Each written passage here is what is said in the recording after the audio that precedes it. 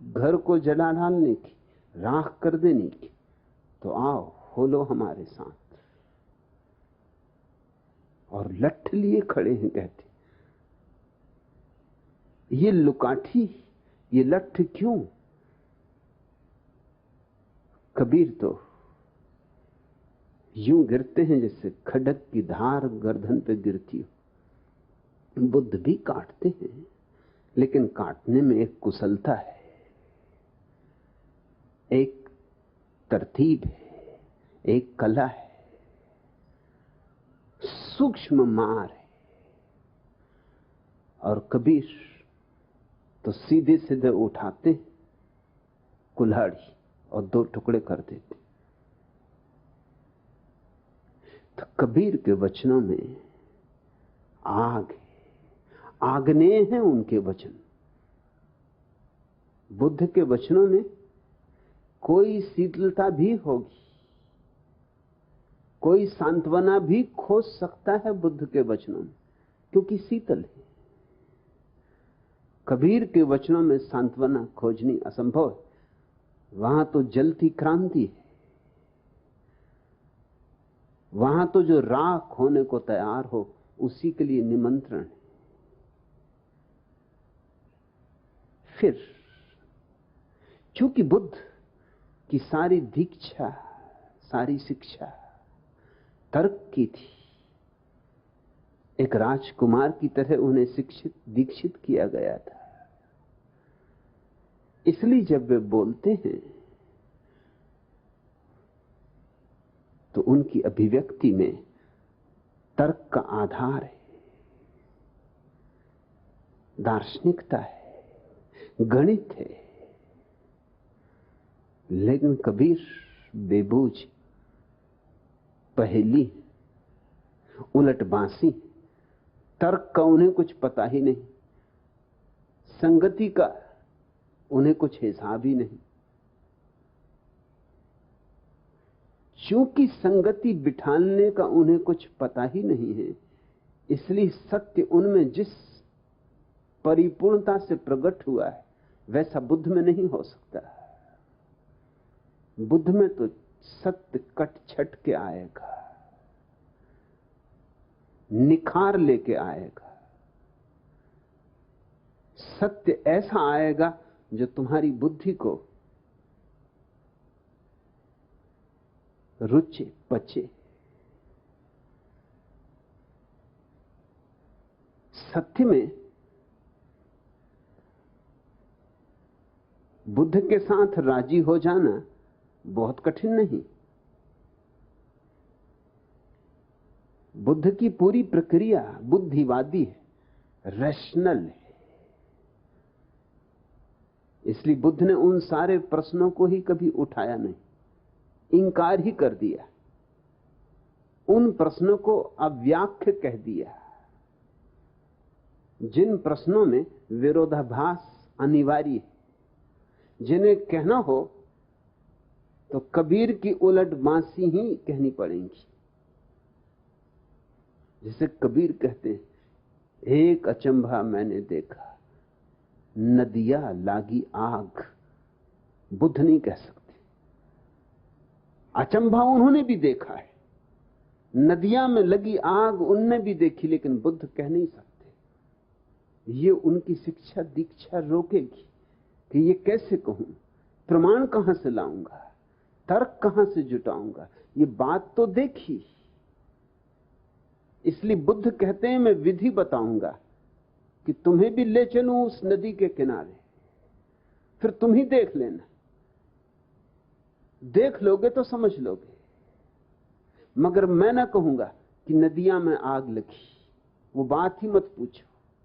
चलने की राह पूछो, पहुंचने का मार्ग पूछो, विधि पूछो, विधान पूछो, मगर ये ना पूछो कि वह अनुभव क्या है। कबीर गांव के गंवार बेफिक्री से कह देते हैं कि नदी में आग लगी। नदी में कहीं आग लगती? विवाद करने बैठोगे तो कबीर मुश्किल में पड़ेंगे। कैसे समझाएंगे कि नदी में आग लगी? कबीर ऐसे बहुत से अचंभों की बातें करते हैं। मछली चढ़ गई रूख, वृक्ष पे मछली चढ़ गई। मछली के कोई पैर होते हैं कि वृक्ष पे चढ़ जाए? कभी सुना है, देखा कि वृक्ष पे मछली चढ़ जाए? लेकिन कबीर जब कह रहे हैं तो उनका प्रयोजन, लेकिन प्रयोजन तर्कातीत है। मगर कबीर को फिक्र कहां कि बात तर्क में बैठती या नहीं, गणित के ढांचे में समाती या नहीं। कबीर को चिंता ही नहीं। कबीर को कोई ऐसी शिक्षा दीक्षा नहीं मिली जिसमें ढांचे में बिठालना हो।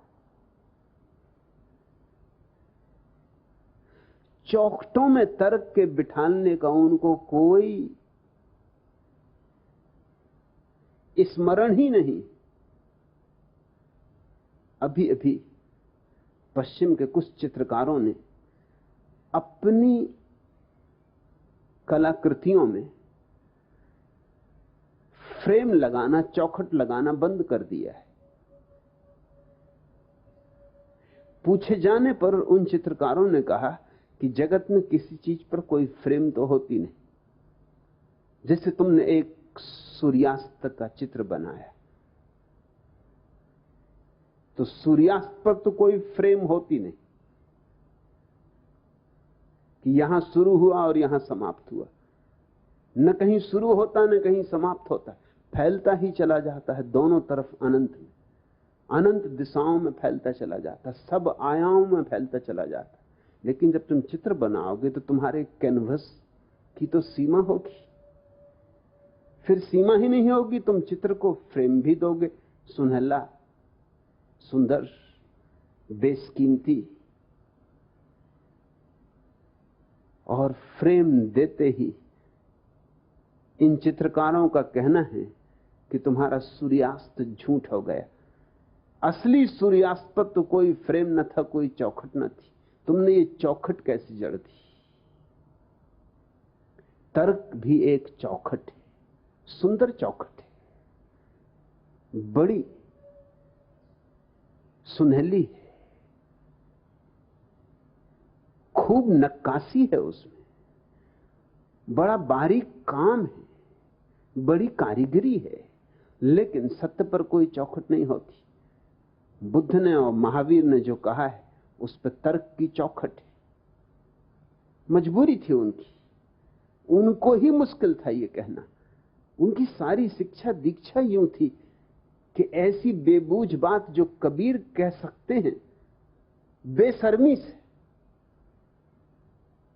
कोई लाज नहीं, कोई संकोच नहीं, वैसी बुद्ध महावीर कैसे कहें? उनको खुद ही अड़चन मालूम होती कि कोई अगर और कहता तो हम विरोध करते, तो हम कैसे कहें? देखा तो उन्होंने भी है सूर्यास्त, जिस पे कोई सीमा नहीं। देखा तो उन्होंने भी असीम को है, अनंत को है, जिसमें सारी असंगतियां तिरोहित हो जाती और सारे विरोध लीन हो जाते। लेकिन जब कहा है तो बड़े तर्क से समारे ढंग से कहा है। इसलिए स्वभावतः बुद्ध के पास विचारशील चिंतकों का समूह इकट्ठा हुआ, पंडित इकट्ठे हुए, ज्ञानी इकट्ठे हुए, दार्शनिक इकट्ठे हुए। जितने दार्शनिकों को बुद्ध ने प्रभावित किया, संभवतः किसी व्यक्ति ने कभी प्रभावित नहीं किया। दुनिया में दर्शन शास्त्र की जितनी शाखाएं प्रशाखाएं पैदा हुई, वे सभी शाखा प्रशाखाएं, वे सभी अंग उपांग अकेले बुद्ध की धारा में भी पैदा हुए। अगर बुद्ध के दर्शन की पूरी गंगा को कोई समझ ले तो इस दुनिया में कहीं भी किसी भी तरह का कोई दर्शन पैदा हुआ हो वो उसकी समझ में आ जाएगा।